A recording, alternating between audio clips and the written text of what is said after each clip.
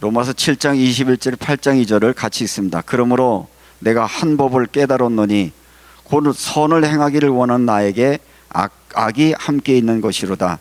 내 속사람으로는 하나님의 법을 즐거워하되 내 지체 속에서 한 다른 법이 내 마음의 법과 싸워 내 지체 속에 있는 죄의 법으로 나를 사로잡는 것을 보는도다. 오호라, 나는 곤고한 사람이로다. 이 사망의 몸에서 누가 나를 건져내랴. 우리 주 예수 그리스도로 말미암아 하나님께 감사하리로다.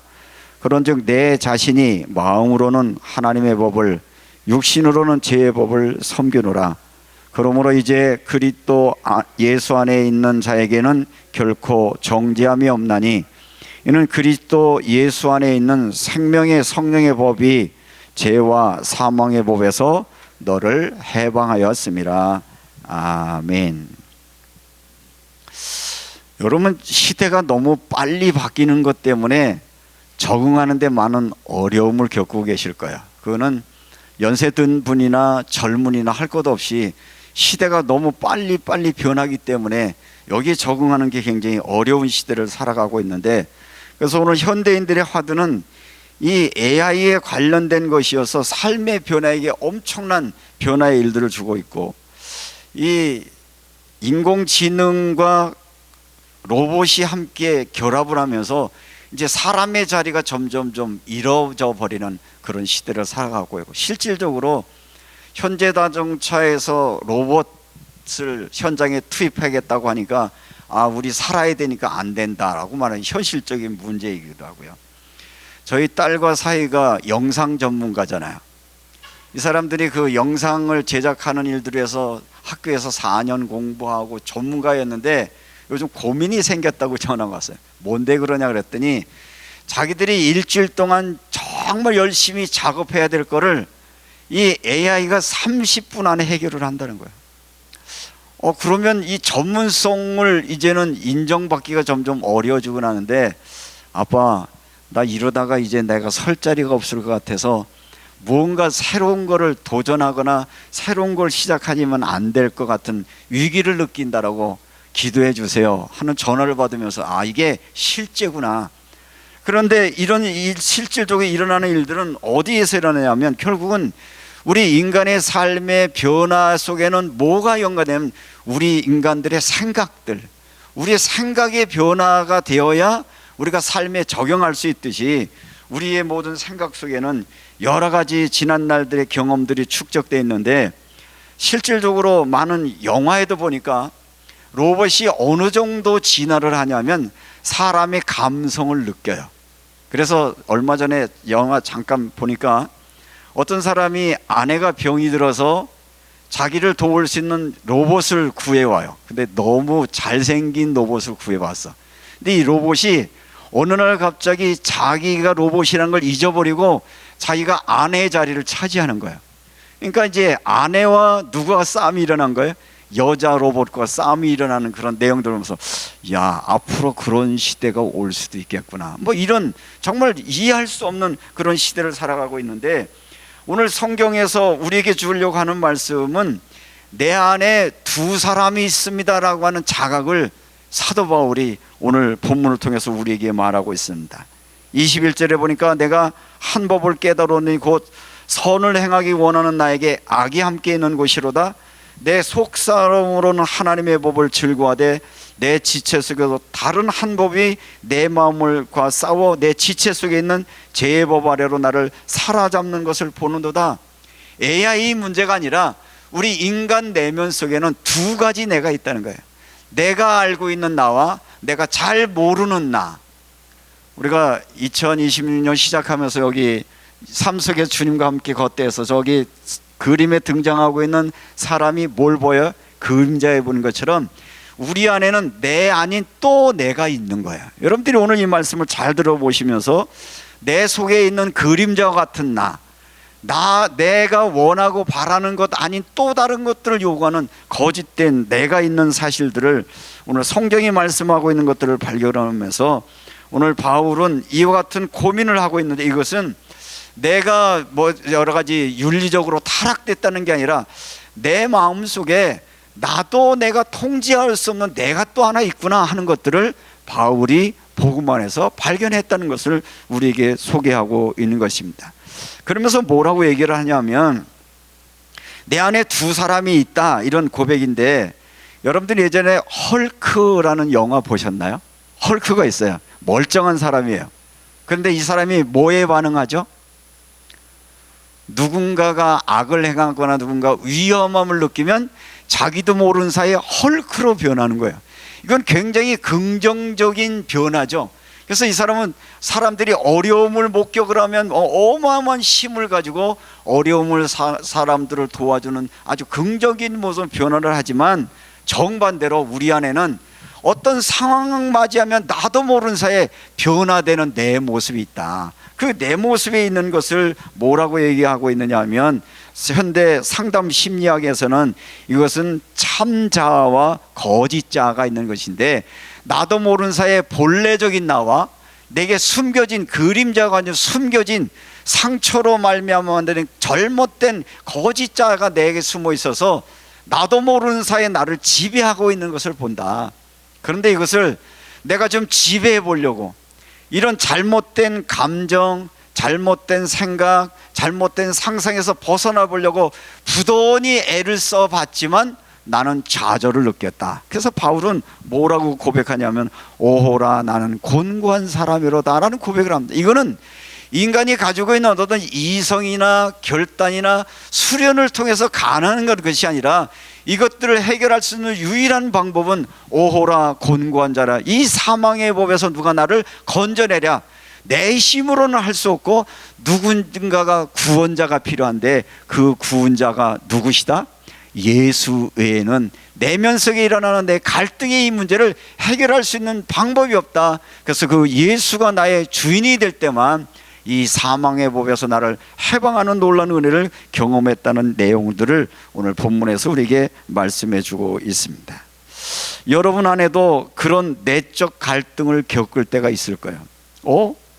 한쪽에서 마음은 말씀대로 살고 싶은 마음, 한쪽에서는 나도 모르는 사이에 스물스물 올라오는 감정들, 막 분노, 아니면 어떤 스스로 고립되는 외로움, 좌절감, 뭔가 사람들에게 막 통제하려고 하는 마음, 이런 마음인데, 이런 것을 상당 심리학에서는 뭐라고 얘기를 하냐면, 이것은 사람이 성장 과정 속에서 만들어진 것인데, 이 성장 과정 속에서 당연히 사람이라고 하는 것은 기본적인 욕구가 있는데, 예를 들면 아이가 엄마의 태중에 10달 동안에 있을 때는 가장 안전한 공간에 있잖아요.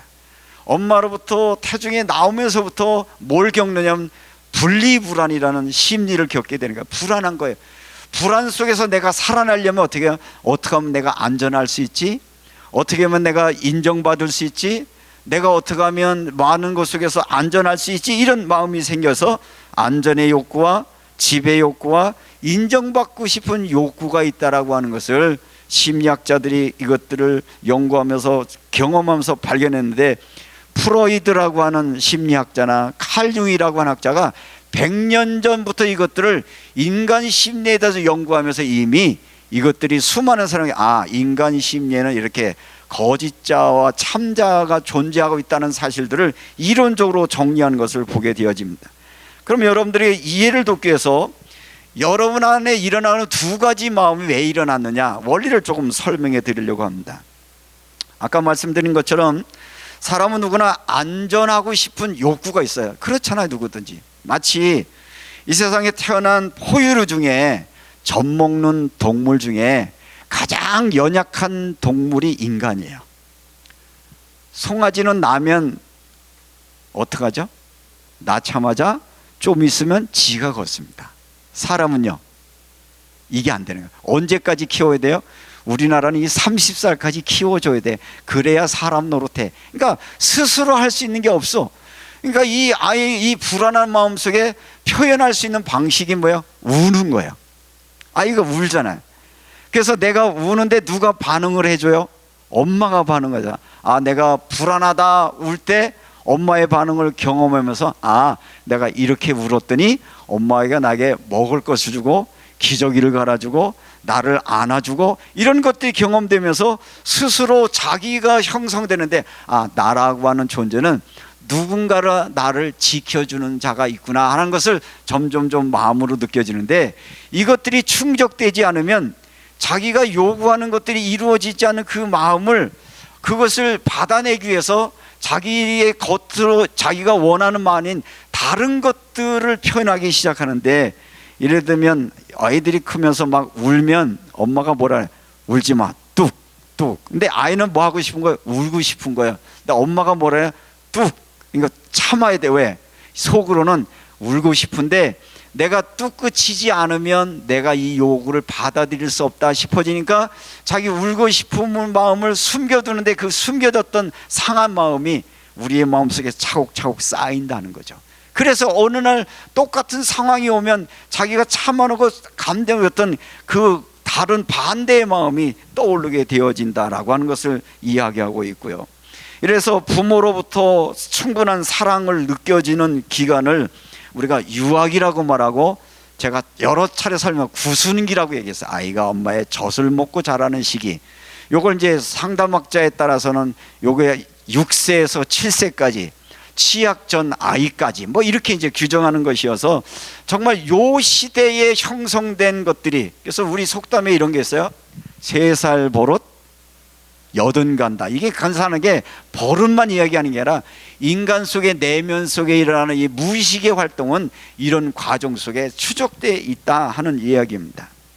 그래서 이럴 때 평생 아이의 품성이 되고 그런 것들이 방황이 오는데, 충분한 인정과 사랑을 받지 못한 사람들에게는 어떤 것들이 많이 나타나냐면, 자기도 모르는 사이에 극단적인 경향들이 일어나는데, 오늘 우리가 세계사적으로 보면 많은 다른 나라의 국가 지도자들 중에 괴팍한 지도자들이 많이 나타났어요.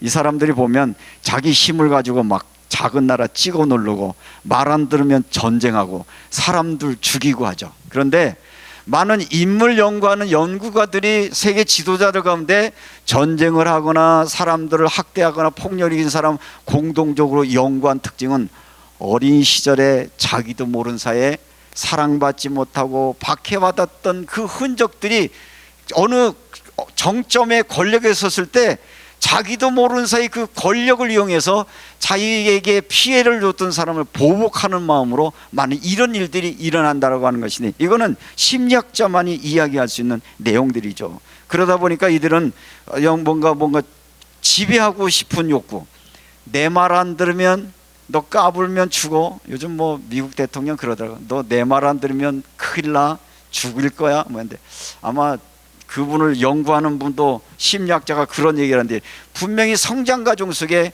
뭔가 자기의 안정과 사랑을 느끼지 못하는 결과였다라고 하는 것이고, 사람은 누구에게나 인정받고 싶어 하죠. 동의받고, 아프다고 할 때 아프냐라고 하죠. 근데 인정받지 못했을 때 이런 것들로부터 자기를 벗어나려고 그때 형성된 것은 방어적인 기제라고 말하고, 방어적인 기제가 똘똘똘 뭉쳐서 나타나는 결과의 열매가 뭐냐 하면 이게 분노라는 거예요. 분노. 여러분, 어느 때 화가 나요? 내 의사가 전달 안 될 때, 내가 하고 싶은 대로 안 될 때 화내잖아요. 가만히 생각해 보세요. 혹시 화 잘 내는 분들은 한번 돌아보세요. 내가 왜 화가 났지? 내 말을 누가 안 들어줘? 그러니까 나도 모르는 사이 이게 자기가 하고 싶은데 안 되니까 이게 분노라는 감정으로 나오기도 하고요.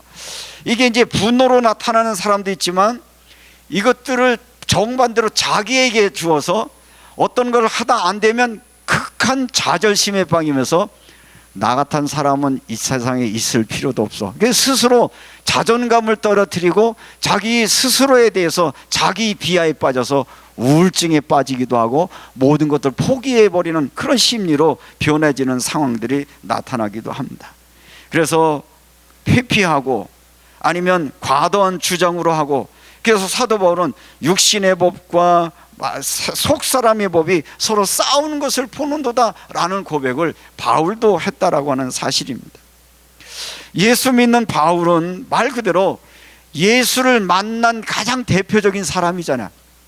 신앙생활을 가장 잘했던 사람이 누구라고 생각하세요? 제가 보기에는 바울이에요. 그런데 정말 이렇게 부활하신 예수를 만났고 성령 충만한 바울도 뭐라고 그러면, 그런데 내가 신앙을 가지고 있음에도 불구하고 내 안은 여전히 두 가지 몸이 내 마음에 쌓였다. 나한테는 두 사람이 있다. 이걸 예를 들면 이런 거예요. 강단에서 설교할 때 목사와 집에서 남편을 일세 목사가 똑같다고 생각하세요? 다르다고 생각하세요? 사실은 같아야 정상이죠. 장로님, 교회에서 계실 때하고 집에 있을 때하고 똑같아요? 좀 달라지세요? 권사님 물어볼게요. 예배 드릴 때 마음하고 집에 갔을 때 마음이 똑같아요? 달라요? 같지 않아요. 이상해요. 그래서 우리 인간은 약간은 가면을 쓰고 살아가는 것 같아. 목사라는 가면을 쓰기도 하고, 장로, 권사라는 가면을 쓰기도 하고, 뭐 직업적인 가면을 쓰는데, 이 가면이 벗겨지는 순간 뭐가 나타나요? 본래의 나가 나타나는 것인데, 본래의 나라고 하는 것은 사실은, 그래서 신앙을, 여러분들이 성경을 보시면 바울이 자기를 소개하면서 첫 번째 보면 나는 죄인 중에 괴수라고 합니다. 이 죄라고 하는 말은 바울이 윤리적인 죄를 많이 졌다라고 하는 말의 개념이 아니라, 하나님 떠나버린 인간들의 이 불안한 심리 속에 있는 우리 인간은 끊임없이 자기를 보호하려고 하는 마음 때문에 내 안엔 이 거짓자가 나를 자꾸 주동하고 있다라고 하는 것을 실제로 고백하는 것이어서, 오늘 이 말씀을 듣는 저와 여러분에게 이런 인정이 있으면, 내 안에는 두 가지 존재가 있구나. 하나는 구원받은 내가 믿음으로 살려고 하는 마음, 한쪽에는 옛날에 나에게 나도 모르는 사이에, 사실은 뭐 어렸을 때 무슨 일이 일어난지 알지도 못한 사이에 이 우리의 인간의 생각 속에는 의식과 무의식이 있는데, 이 무의식 속에 뭐가 담겨 있다는 거예요? 우리의 숨겨진 감정들, 기억들, 상처들이 차곡차곡 컴퓨터 프로그램에 된 것처럼, 그래서 이 프로그램은 자동으로 움직이잖아요. 로봇이 프로그램 따라 움직이듯이 우리는 과거라고 하는 그 프로그램에서 움직여지기 때문에 끊임없이 우리 안에서 내면의 갈등이 일어나고 있다라고 하는 것을 말하고 있습니다. 사도 바울은 예수 믿는 사람이었고 정말 예수 그리스도의 은혜 받는 사람이었는데, 그는 이렇게 고백을 했습니다. 내 속사람으로는 하나님의 볼 즐거워하되 내 지체 속에서 다른 법이 나를 사로잡는다. 속사람을 참 자아에 가깝고 하나님의 형상대로 지음받은 영혼이라고 하면, 여기 지체 속의 법이라고 하는 것은 왜곡된 욕망과 자기중심적으로 작용하는 우리 무의식 속에서 일어나고 있는 상처받은 모든 흔적들, 감정들, 이것들이 자꾸 우리 안에 일어나기 때문에, 여러분도 그런 고백을 했을 거예요. 저도 예전에는 내가 이런 정도는 아닌데 왜 내 속에서 이런 일들이 일어나지? 예전에 제 설교를 여러분들이 들어보시면 이런 예화가 있을 거예요.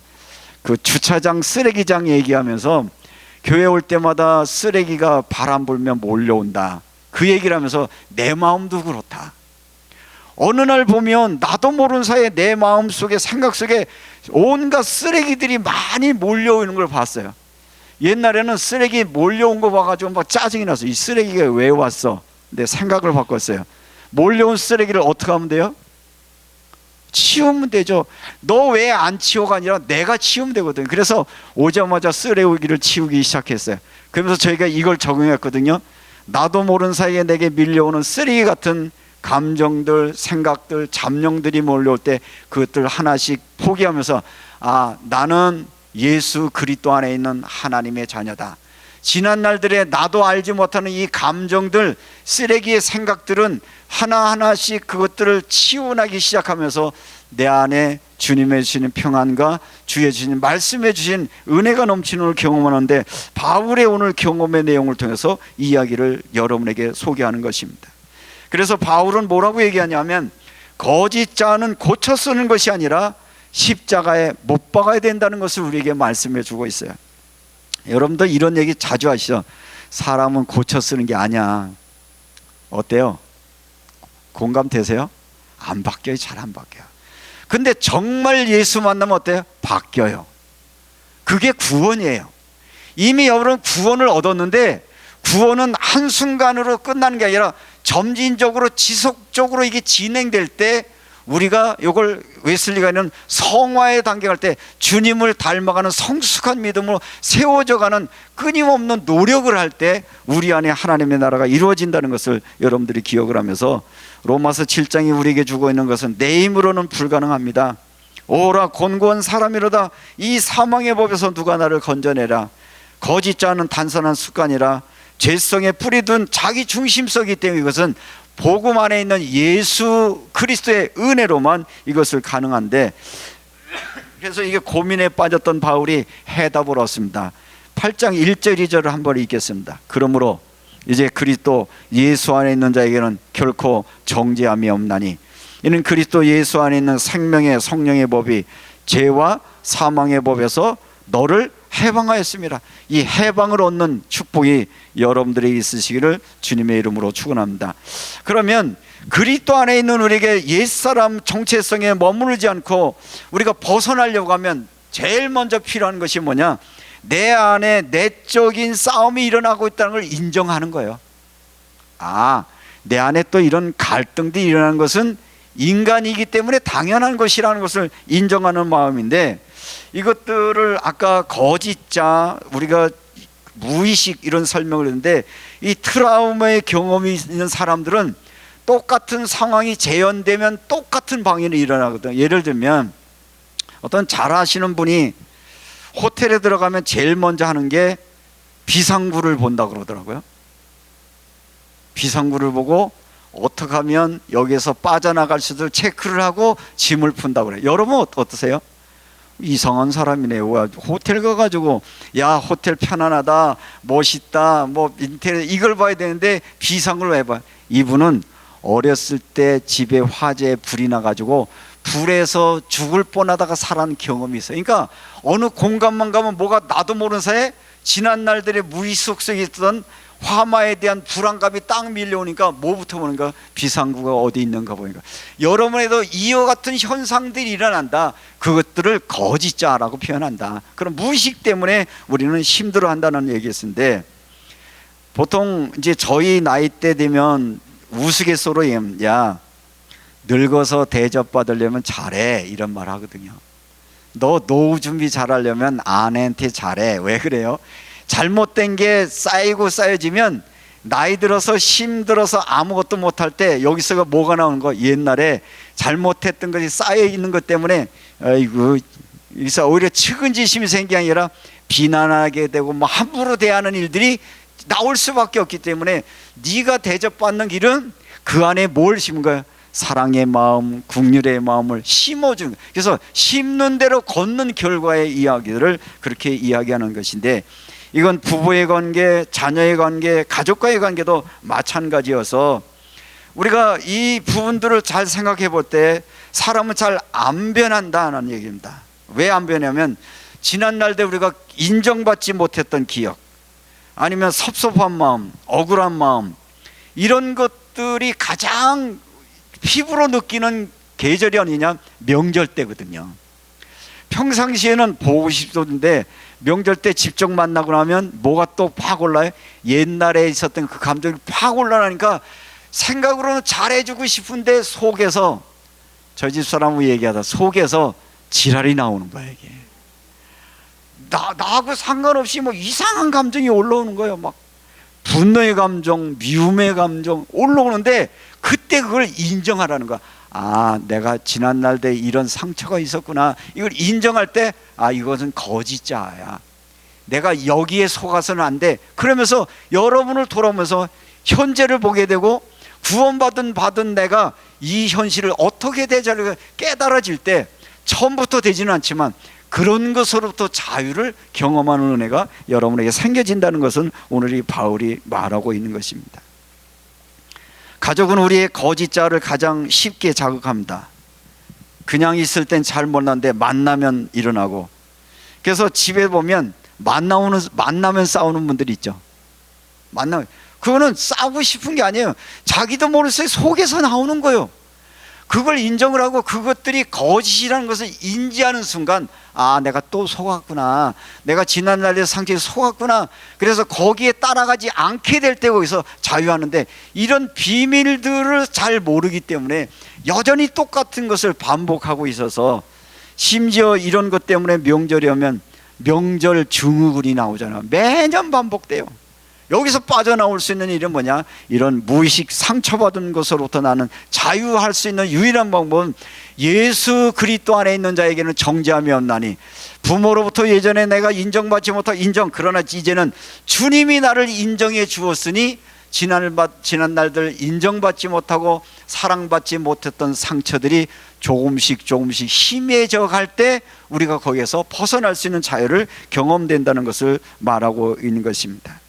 우리는 이걸 가리켜서 교회 표현으로 영적 싸움이라고 말하죠. 신앙생활 영적 싸움이라고 말하는데, 이것을 우리의 현실적으로 하면 심리적인 의미에서, 심리과학적인 의미에서 내면 속에 있는 나를 봐야 됩니다. 그러면 이번 명절을 보내면서 여러분들이 어떻게 하시면 이 두 가지 마음에서 승리할 수 있을까?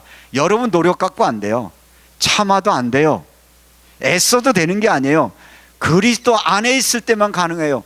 그래서 여러분들이 정말 이럴 때 어떻게 하면 되냐면, 내 안에 내면의 세계를 자각하고 나를 돌아볼 수 있는 그 자각이 생길 때 이것이 가능하다. 그래서 여러분의 마음속에, 여러분의 마음에 이런 질문을 한번 던져보면, 나는 왜 이 말에 이렇게 예민하지? 이런 생각들. 화날 때 보면 이상하게 말 한마디에 예민해져요. 맞죠? 그래서 스스로 그런 거야. 나는 왜 이 말에 이렇게 예민해지지? 나는 왜 인정받지 못하면 화가 나지? 나는 왜 자꾸 다른 사람을 통제하려고 하지? 그래서 누굴 만나면 내가 의도한 대로 너 이렇게 하고 이렇게 하고, 이게 주로 많이 나타나는 현상이 엄마들에게 나타나는 거예요. 그래서 엄마는 누구예요? 잔소리쟁이가 되는 거예요. 자꾸 통제하고 싶은 거예요. 요렇게 해라, 요렇게 해라, 요렇게. 이 통제하고 싶은 거. 그러면 이 너무 통제하려고 하다 보면 통제받는 사람에게 또 자기의 생각들이 좌절되고 나니까 거기에 상처가 생길 수 있으니까, 여러분들 그런 것들이 인간 심리 속에 있다는 것을 조금만 이해하면 우리의 태도에 변화를 가져올 수 있는 것이죠. 그 뿌리가 채워지지 않는 욕구에 있는 것인데, 부모, 형제자매, 가족, 그래서 친밀한 접촉, 사람들 속에서 일어나고 있는 것인데, 사람 속에서 얻지 못한 것 때문에 아주 상처를 이제 여러분이 바꾸면 됩니다. 그러면 하나님은 나를 어떻게 하셨지? 나를 위해서 전부를 내어주신 하나님의 사랑, 나를 위해 십자가 준 주님의 십자가 사랑이 여러분의 마음속에 하나씩 느껴지고 부어지기 시작할 때 그것을 싸울 수 있는 힘이 생기는 것이어서, 바울이 고백하는 것처럼 이제 그리스도 예수 안에 있는 자에게는 결코 정죄함이 없나니, 이런 선언을 할 수 있게 되어지는데, 이런 예수 그리스도인데 정죄가 되어질 때 여러분들이 거짓 싸우려고 하면 몇 가지 단계가 필요한, 첫째는 인식의 단계라고 말씀을 드렸습니다. 내 반응을 깨닫는 명절 자리에서 감정이 올라오면, 이상한 감정이 올라올 거야. 올라오면 이렇게, 아, 내가 또 인정받고 싶어 하는구나. 내가 이 소리를 정말, 여러분들이 화날 때 여러분들을 야, 너 그것도 못한, 이 소리가 제일 왔잖아요. 어렸을 때 많이 듣더니, 야, 너는 형처럼 왜 못해? 넌 언니처럼 왜 못해? 그게 뭐 비교하기도 하고, 남자놈이 왜 울어? 아니 울만 하니까, 근데 왜 울기는 울음이 나니까 우는 건데, 이게 뭔가 억제됐던 것들, 이런 것들이 스물스물 올라올 때인 것인데, 그때 여러분들이 스스로에게 그런 감정이 일어날 때 여러분을 또 정죄하지 마세요. 왜 이런 생각을, 내 마음속에 이런 아픔이 있었구나, 거절당한 이런 고통이 있었구나. 그래서 스스로 인정을 하세요. 아이고 너 힘들었구나. 여러분이 여러분의 감정을 인정하고 받아주세요. 왜? 예수가 이미 우리를 받아주셨고 우리의 죄와 허물을 용서해 주셨기 때문에 이것이 가능하다는 것입니다. 또는 이것을, 상처를 수용해 주는 게 필요하죠. 상처는 나를 품기인데, 그때 내가 살아남기 위해서 그럴 수밖에 없었어. 그런 마음들이 있잖아요. 살아남기 위해서 억지로 했던 마음. 그렇기 때문에 여러분들이 여러분을 미워하지 마시고, 여러분을 자책하지 마시고, 여러분들을 위로하시는 거예요. 그런 나를 주님이 사랑하셨어. 그런 나를 주님이 용서하셨어. 여러분이 여러분을 다독이시면서 여러분들의 감정을 주시기를 바라고요. 세 번째는 복음으로 반응하는 거예요. 과거에는 여러분들이 방어의 기제라는 것으로 반응했다면, 예를 들면 내가 뭐가 원하는 게 안 되면 화를 내거나 아니면 도망을 가거나 아니면 뭐 다른 모양으로 반응했다면 그냥 그지 인정해 주는 게 돼요. 과거의 방어 기제 속에 나오는 것들이 통제형이라고 그랬잖아요. 무언가 누군가를 자꾸 막 책망하고 비난하고, 그래서 가족들 만나면 꼭 이렇게 흉보는 사람이 있어요. 또 흉보고 비난하고 지적질하고. 이것도 내 안의 상처 때문에요. 아니, 많고 많은 것 중에 왜 그 작은 그 상처만 보여요? 단점만 유독 잘 보는 건 내 안에 병든 자가 있다는 걸 기억을 하시고, 혹시 그분이 여러분이라면 여러분을 한번 돌아보세요. 그러고 나면 뭐가 보이기 시작해요? 상대방의 장점이 보여지고 좋은 점이 보여질 것이거든요. 우리는 가정 안에 불화의 원인을 자꾸 딴 데서 찾아요. 내 안에 있는 거짓자다, 상처받은 나라고 하는 걸 생각하게 되어지면, 그래서 나는 이미 하나님의 사랑을 받았고 구원받은 자녀라는 게 믿어질 때 우리는 오히려 가족을 회복시키고 가족의 상처들을 치유할 수 있는 은혜가 되어지는 것이고, 아까 통제형과 반대로 침묵형이 있어요. 뭐 하다가 안 되면 입 꾹 닫는 형이 있죠. 여러분 어떤 형이에요? 비난하는 형이에요? 입 꾹 닫는 형이에요?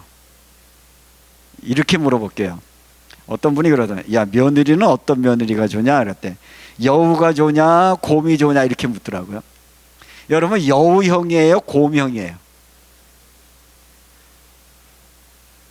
차라리 그냥 여우가 나을 것 같아. 아니지만 막 곰이 우리 집에 그런 식구가 하나 있었거든요. 뭐라 그래도 그냥 꾹 닫고 관계를 끊어버린 거죠. 그러면 전체 분위기가 완전히 싸해지는 거예요. 모일 때마다 다 좋다가 그냥 입 꾹 닫고 있으면 전체 분위기가 이 침묵으로 흐르면 왜 모였나 싶고, 힘들었던 지난날에 이제는 이해가 되죠. 그분이 지난날에 그 상처 때문에 아파서 그랬던 거를 조금 더 안아주지 못했구나. 그런 것들이 좀 성숙하지 못하구나. 나를 돌아보는 시간이었는데, 그래서 명절에 갔다 오면 에휴 누구 때문에 결국은 그들을 품어줄 수 없는 넉넉한 복음의 사람이 없었기에 가정 전체가 힘들었던 지난 날들을 보면서 여러분이 이렇게 말할 수 있습니다. 굳이 여러분들은 증명하지 않아도 돼요. 너무 잘하려고 하지 마세요. 한번 따라합시다. 너무 잘하려고 하지 말자. 너무 잘하려고 하다 보니까 자꾸 상처받아요. 굳이 이기지 않아도 돼요. 우리 사회가요, 이 경쟁 구도라는 거예요. 야, 형이 동생보다 못하면 돼. 맨날 그 얘기 들으니까 이 형이 늘 상처를 받고 있어요. 나보다 잘난 동생이 있으면 이게 질투의 대상이 돼요. 사촌이 땅을 사면 잘 돼야 되는데 오씨 저놈이 나보다 잘 됐단 말이야. 명절 때 제일 힘든 게 비교의식이잖아요. 저거 옛날에 찌리 같았던 건데 나보다 더 잘 살고 있으니까 나도 모르는 사이에 뭐가 확 일어나요. 화가 나는 거예요. 이게 나는 뭐지. 그래서 막 그러니까 화가 나니까 사물을 볼 때 예쁘게 안 보이거든요. 그러니까 또 지적질하게 되고 통제해야 돼. 이런 것들이 악순환되고 있는 말씀을 보면서 굳이 이제는 이기지 않아도 된다. 나는 이미 하나님이 내 죄와 나의 연약함을 다 감당해 주셨고 나에게 전부를 내어주신 하나님의 사랑이 내 안에 머물러 있다는 것을 선언할 수 있는 은혜가 여러분에 있으시길 바라고요. 완벽하지 않아도 돼요. 한번 따라해 보세요. 완벽하지 않아도 된다. 왜 완벽해지려고 그래요? 욕먹기 싫어서. 욕먹어도 괜찮아요. 한번 따라합시다. 욕먹어도 괜찮다. 좀 자유하세요.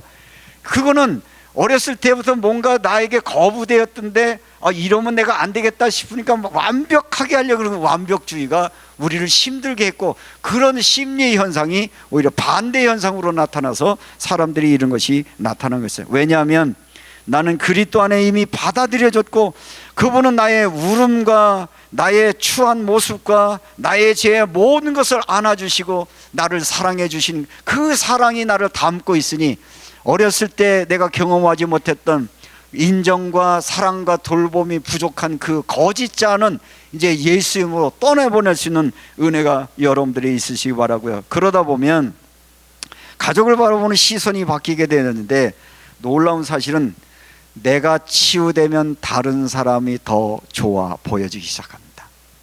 그동안은 몸만 보였어요. 다른 사람의 이상한 몸만 보였는데, 이제는 여러분이 치유되시면, 여러분이 보는 시각이 바뀌면 상대방이 달라 보여지게 되어지는 것. 예를 들면 권위적인 말을 하는 아버지에서 뭘 보냐면, 아버지가 어렸을 때 인정받지 못해 자란 어린아이의 모습을 볼 수 있을 때 우리는 그 말이 그렇게 노여워지잖아요. 아이고, 우리 아버지도 너무 힘들었을 거라. 그러면 내게 하신 그것이 조금씩 작아져서 수용하고 이행하게 되어지는 것이고요. 불안했던 딸의 모습을 누구에서 볼 수 있어요? 어머니의 잔소리 속에서 볼 수 있거든요. 늘 불안했기 때문에 더 좀 잘해. 사실은 잔소리는, 여러분들이 잔소리하는 엄마들 뭐예요? 내가 지를 사랑해서 그렇지, 저 좋아해서 그렇지, 저 나쁘라고 하나? 그런데 받는 사람은 그걸 사랑으로 안 느낀다는 거죠. 나는 사랑인데 상대는 사랑으로 안 느끼기 때문에 그 갈등이 일어나는 거잖아요. 그렇다라고 하면 우리 어머니 뒤에 불안했던 딸이 보여지기 시작하고, 화내 분노 잘하는 사람은 사랑받고 싶은 요구가 반대로 나타나는 현상이, 버럭 승질내는 사람 많죠. 내가 사랑받고 싶다는 거예요. 그러니까 여러분들이 버럭 화를 지르면 같이 버럭하지 말고, 아이고, 인정받고 싶고 사랑받고 싶고 그랬어, 그러고 한번 안아주시고, 잠깐 버럭될 때 잠시 멈추고 큰 호흡하면서, 주 예수 그리스도요, 저와 나를 긍휼히 여겨주셔서, 잠시 주님을 바라보시며 여러분의 감정을 멈추고 사람을 대할 때, 오늘 바울이 고백하고 있는 것처럼 그리스도 예수 안에 있는 생명의 성령의 법이 죄와 사망의 법에서 너를 해방시키는 그 치유의 은혜 회복이 이번 명절기간에 맛보는 여러분 되시기를 주님의 이름으로 축복합니다. 주님은 여러분을 정죄하지 않습니다. 더 이상 여러분을 비난하지 않습니다. 여러분 비난받을까 봐 두려워하지 마십시오. 주님은 우리를 더 이상 비난하지 않습니다. 우리를 긍휼히 여기시고 사랑하신 그 사랑을 받으시고, 여러분도 이제 정죄의 마음, 분노의 마음, 거짓된 마음을 내어놓고 성령이 주시는 주님의 마음을 품고 명절에 가족들을 만나고 가족들에게 하나님의 사랑을 증거할 수 있는 축복의 주인공이 여러분 되어 주시기를 주님의 이름으로 축복합니다.